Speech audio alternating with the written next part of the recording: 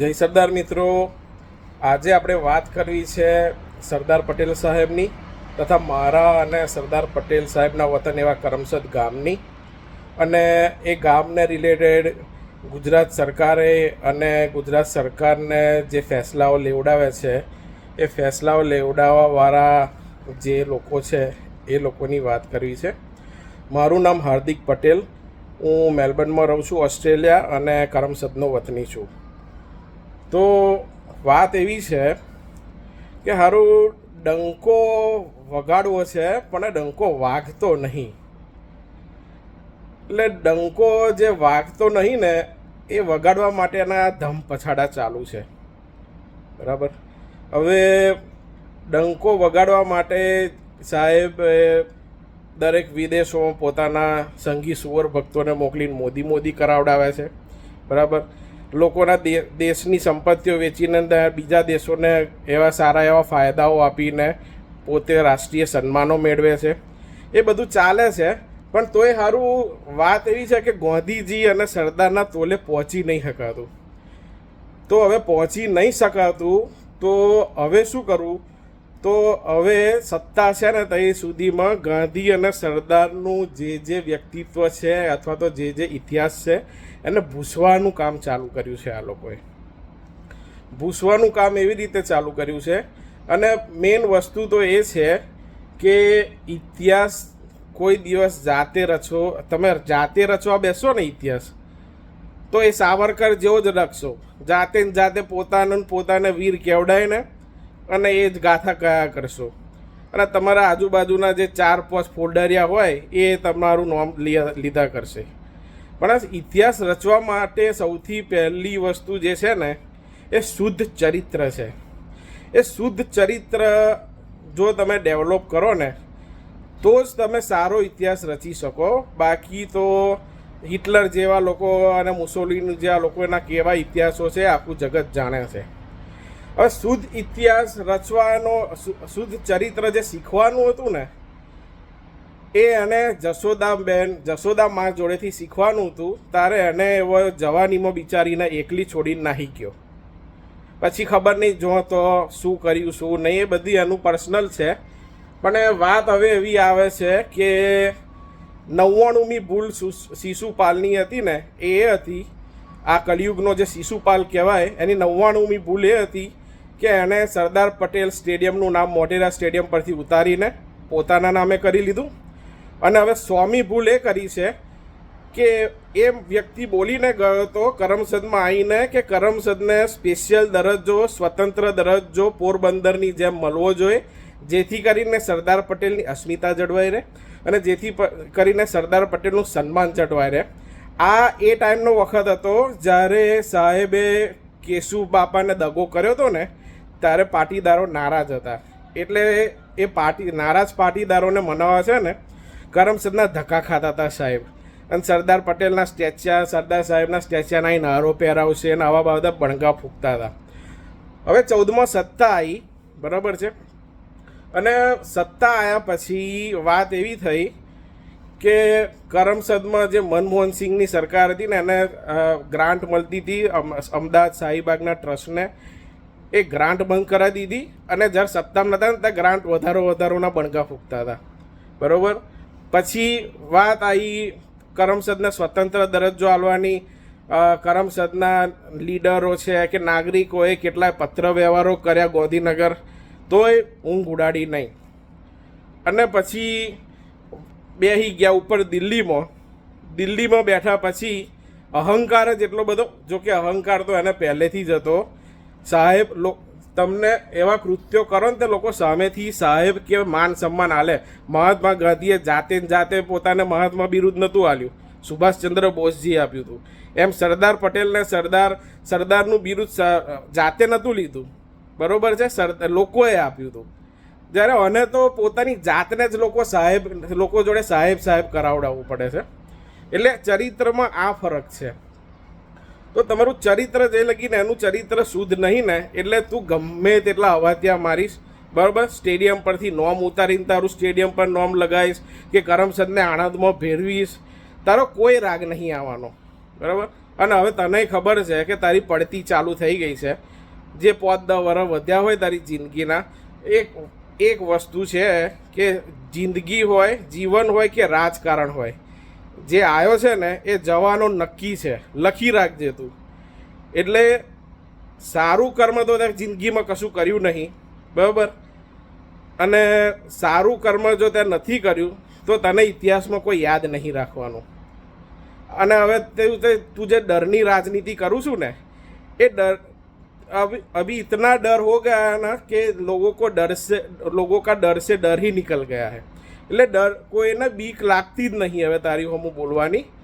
અને જે ડરની રાજનીતિથી હવે તારી બધા શીખી ગયા છે કે ઓની આગળ તમે હોમે થાવ ને તો જ આ માણસ અંદરથી હાવ બીકણ છે આ માણસ.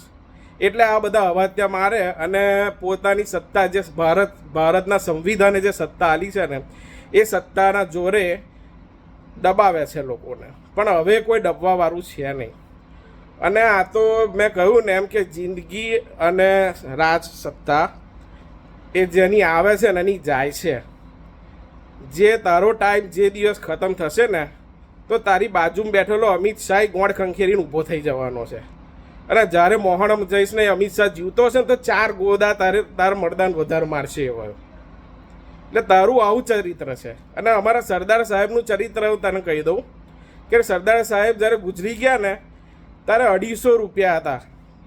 ગાંધીજીના સંપર્કમાં આવ્યા પછી એક દિવસ સૂટ નહીં પહેર્યું. જોકે એમણે એ તો ભણ્યા જાતે, બરાબર, બેરિસ્ટર થયા, કમાયા અને પોતાનું કમાણીથી પોતાની સંપત્તિ ભેગી કરી છે. અને જિંદગીમાં તે નોકરી નહીં કરી, ઈજડા પોટલા કરાયા, બરાબર. અને લોકોને હિન્દુ મુસલમાનો લડાઈ કાઢ્યા અને હિન્દુઓને મિયાભાઈનો ભય બતાડીને જો હાચવજો, આવું કરશે તેવું કરશે કરીને બિચારોને ભોળા વ્યક્તિઓને ભેરવ્યા અને સત્તા હાસિલ કરી છે. અને સરદાર પટેલ એવું વ્યક્તિત્વ હતું કે જેના માટે સત્તા કશું હતી જ નહીં, બરાબર. અને જે સરદારને અન્યાય થયો એ બધી વાતો બણગવા છે. આખું કરમસદ જોણે છે કે સરદાર કોઈ વડાપ્રધાન પદના મોહતાજ નહોતા અને એમને કશો અન્યાય નહીં થયો.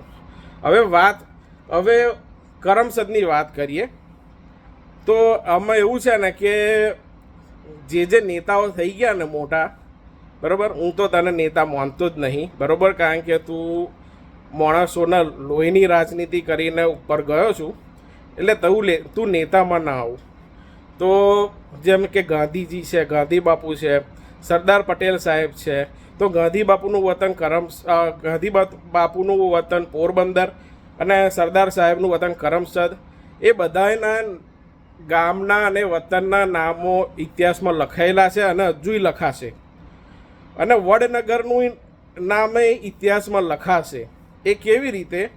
તો કરમસદનું પાણીએ કરમસદના ગામે એક વીર સપૂત પેદા કર્યો જેણે આખા દેશને એક કર્યો. અને વડનગરે એક શું કહે પેલું રાક્ષસનું નામ શું હતું કે રક્તબીજ, હા, રક્તબીજ પેદા કર્યું. એ રક્તબીજ રાક્ષસ એવો હતો કે જઈ એનું રક્ત પડે ને તો બીજો પેદા થઈ જાય. અને આજનો આધુનિક રક્તબીજ એવો છે કે જઈ જાય ને તઈ લોહી વહાવડાવે, લોકોને ઝઘડાવે અને પોતાનો ફાયદો ઉઠાવીને પોતા સત્તામાં બની રહે. તો કરમસદ ગામને તું આણંદમાં ભેરવી દઈશ ને એ તો અમે લડત લડવાના જ છે, ભેરવી દીધું એની. પણ કરમસદ ગામના લોકો એ રીતે યાદ રાખશે કે કરમસદ ગામે સપૂતને પેદા કર્યો છે, એક વીરને પેદા કર્યો છે, વીર યોદ્ધાને જેણે અંગ્રેજો સામે લડત આપી અને એ હથિયાર વગરની લડત આપી. તો એવા વીરને પેદા કર્યો છે, એવા સપૂતને પેદા કર્યો છે જેણે આખા દેશને એક કર્યો. અને વડનગરે એવું રક્તબીજ પેદા કર્યું છે કે એવો રક્તબીજ રાક્ષસને પેદા કર્યો છે જેણે આખા દેશને હિન્દુ મુસલમાનમાં બાંટ્યો. આખા દેશમાં હિન્દુ મુસ્લિમ કે જાતિ ધર્મ જે ભેદ પાડીને જે ભેદ કરતો એ સત્તા મેળવી એવું રક્તબીજ પેદા કર્યું છે. પણ ઇતિહાસ તું ભૂલી ગયો છું થોડો કે પછી આપણો જે આ બધી સ્ટોરીઓ છે ને એમાં રક્તબીજનો નાશ કરવા માટે છે ને ખુદ નારાયણ ભગવાન અને એ લોકો બધા ભગવાનોએ ભેગા થઈને એનો નાશ કર્યો હોય છે. એટલે એ તો સમજ્યા આવે કે કદાચ માતાજીની એ સ્ટોરી છે, એમાં પડવું નહીં. પણ તું એક રક્તબીજ છું આજ. આજનું ભારતનું રક્ત બીજ એટલે નરેન્દ્ર મોદી. તો અમે તો લડીશું, બરાબર.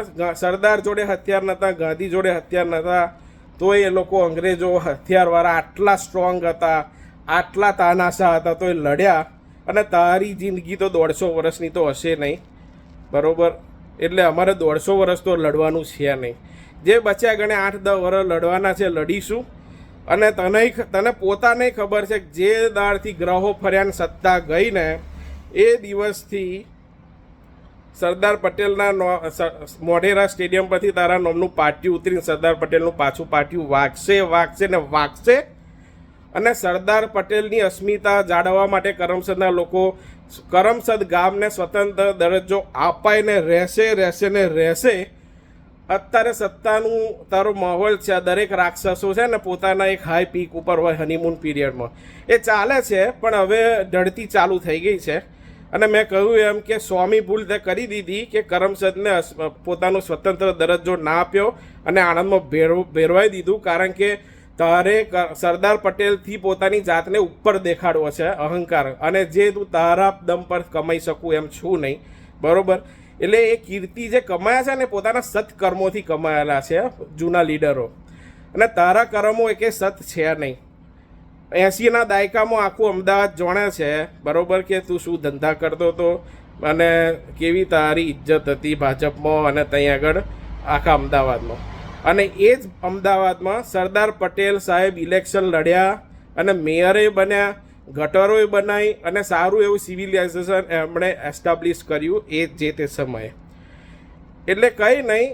અને એટલે આ તો લડત લડીશું અને ગમે તે થાય, બરાબર. તું પાટિયું ઉતારું આણંદમાં ભેરવું, અમારી નસોમાં છે ને, અમારી પાટીદારોની નસોમાં સરદારના નામના ઇન્જેક્શનો વાગેલા છે. એ ઇન્જેક્શનોનો તારી જોડે કોઈ દવા નહીં. એ ઇન્જેક્શનો તું કાઢી નહીં નાખવું.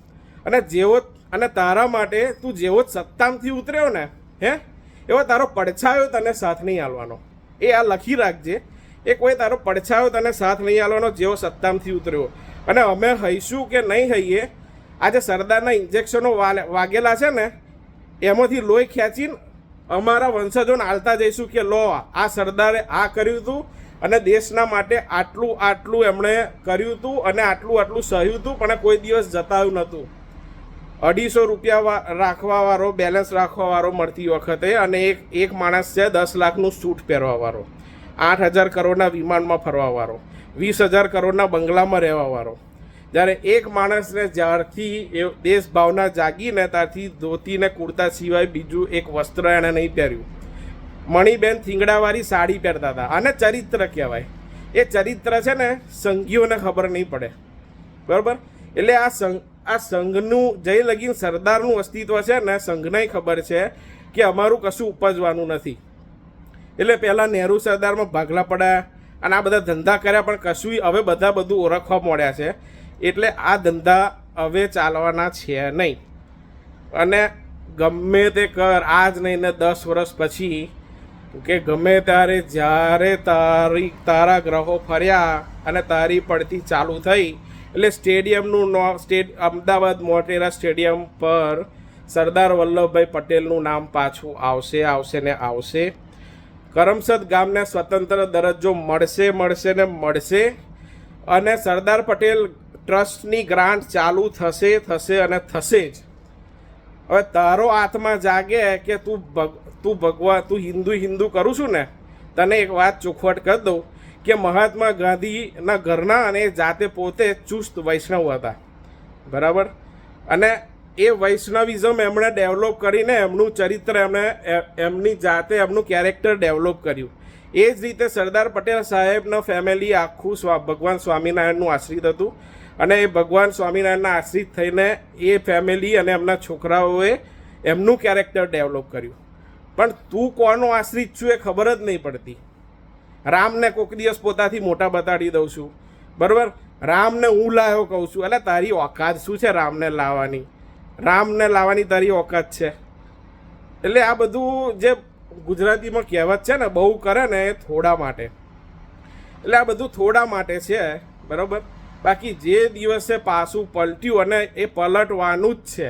આ જ નહીં 10 વર્ષ 5 વર્ષ 25 વર્ષ, બરાબર. અમિત શાહ એમ બોલી ગયો છે 15 વર્ષ મિનિમમ, પણ અરે ગમે તારાથી 50 વર્ષ લગીને તું જો રાજ કરીશ ને તો 51મા વર્ષે સરદાર પટેલ સ્ટેડિયમ મોઢેરા પર એનું નામ આવશે, બરાબર. કરમસદ ગામને સ્વતંત્ર દરજ્જો મળશે અને સરદાર પટેલ ટ્રસ્ટની ગ્રાન્ટ ચાલુ થશે.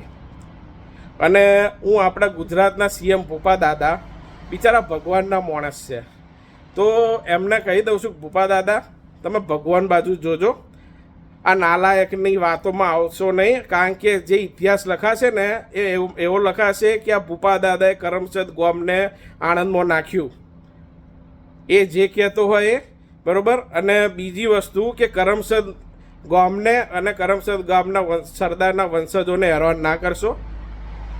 તમારો છોકરો એમને મેં જીવન મરણ વચ્ચે ઝોલા ખાય છે, ભગવાન કરે એનું સ્વસ્થ સારું થઈ જાય.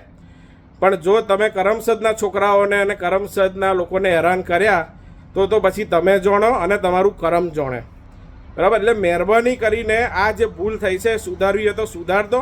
બાકી હવે કરમસદના લોકો અને કરમસદનું ગામ આખું વિફરેલું છે, બરાબર. એટલે એ ગમે તે હોય. હવે મારે બીજું કહેવું છે કે આણંદના સાંસદ બકલે આજ સુધી કરમસદ માટે એક વસ્તુ નહીં કરી, બરાબર. અત્યારે ગામના કેટલા જયચંદો છે એ બકલાને નીચે ટીંગરાઈ ગયેલા છે, પણ એ બકલોય જશે, યાદ રાખી દેજો. પણ ગામ તમને એ ટાઈમે યાદ રાખશે કે જ્યારે ગામની એકતાની જરૂર હતી તો આ બધા લખોટાઓ હતા ને શું કરતા હતા, આખું ગામ તમને યાદ રાખશે. એના કરતાં દિલીપભાઈ, જેની અમારો સૈદ્ધાંતિક વિરોધ છે અને રહેવાનો એમની જોડે, પણ એ જ્યાં સુધી ધારાસભ્ય કે સાંસદ હતા ને ત્યાં લગીને આણંદમાં ગામ મર્જ ના થયું, બરાબર. એટલે એમનું એટલું તો હતું કે આણંદમાં ગામ બચાવી લીધું એમણે. પણ જો આ બકલાએ ધાર્યું હોત ને, બકલો છે, રાજુ બંડી છે, એ બધા લોકો જો ધારતા હોત ને, રાજુ મંડી તો અમારા 6 ગામનો છે, એને એ સમજણ નહીં પડતી કે હવે 6 ગામના થઈને કરમસદ ગામે 6 ગામમાં આવે તો સરદાર પટેલના વતન બાબતે ગર્વ લેવું જોઈએ. એ તો અહીં મોદી સાહેબને સલામો ઠોકવા માંડ્યા, પોતાનું કરવા માંડ્યા.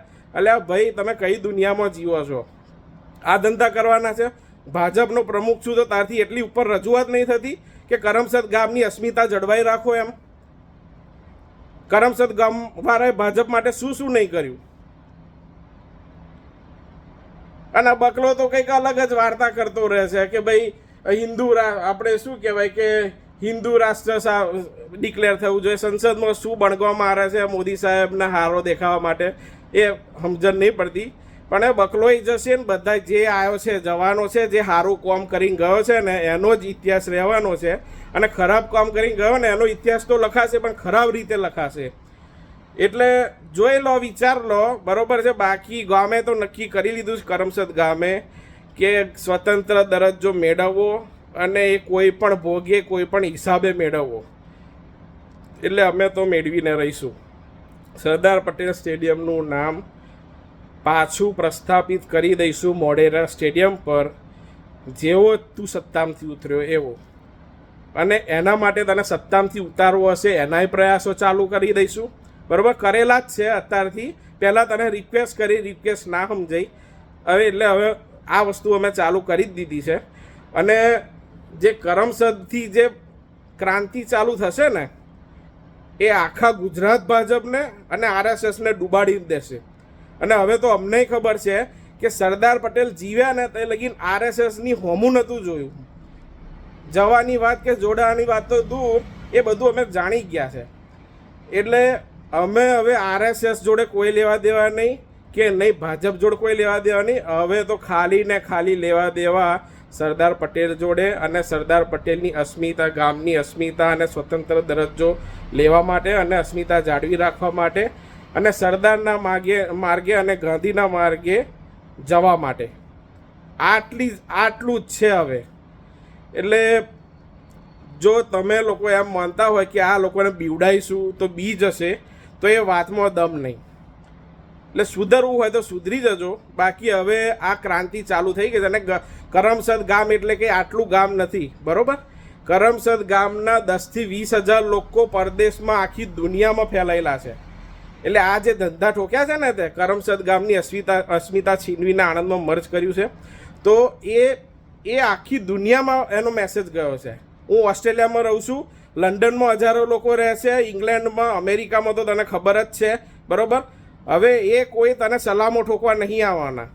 ત્યાં જઈશ ને એટલે જે દેશમાં જઈશ ને ભલે તે રાષ્ટ્રીય સન્માન સર્વોચ્ચ દરજ્જો મેળ્યો હોય, કરમસદ વાળો તો 4 ગારો જ ભોળશે તને.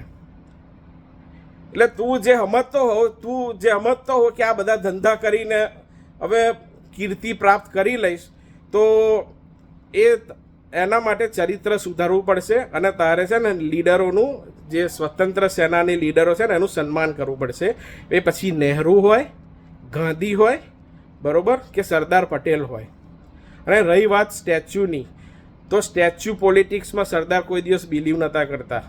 અને જો સરદારને ખબર હોત ને, સરદાર જીવતા હોત ને કે ત્યાંના ગરીબ ખેડૂતોની જમીન લઈને તો એમનું સ્ટેચ્યુ બનાવ, તો તને ચાબુકે હોટિયાટ હત. એટલે જોઈ લે હવે તારે શું કરવું છે. બાકી અમે તો અમારું મન બનાવી દીધું છે અને આ બાબતે હવે બધી રીતે બધા આખા ગુજરાતને જગાવવામાં આવશે. ગુજરાત લેવલે આંદોલન થશે અને ગુજરાત લેવલની બહારે કરવું પડશે તો બહારે કરીશું, અને રાષ્ટ્રવ્યાપી અને વિશ્વવ્યાપી આંદોલન કરીશું સરદાર માટે ગમે તે, બરોબર. જય સરદાર. પહેલાં શાંતિથી વાત બહુ કરી લીધી, હવે આ જ રીતે વાત થશે, કારણ કે કોઈ બીવાવાળું નહીં. અને એવું એ નહીં કે ઓસ્ટ્રેલિયામાં રહીને હું બડાસો મારું છું. ઇન્ડિયા આવવાનું થશે, તાર છાતી ઠોકીને ઇન્ડિયા આવીશું, અને જે દર લાગ્યું કે આજે જવું છે ને તો આજે ટિકિટ કરાવીને બેસી જઈશું. એટલે એ ભરમમાં ના રહીશ કે બહારના દેશોમાં થઈને આ બધી બડાસો મારે છે. એમ જ સમજજે કે હું કરમસદમાં બેસીને સરદાર પટેલના ઘેર બેસીને આ બધું બોલું છું. જય સરદાર.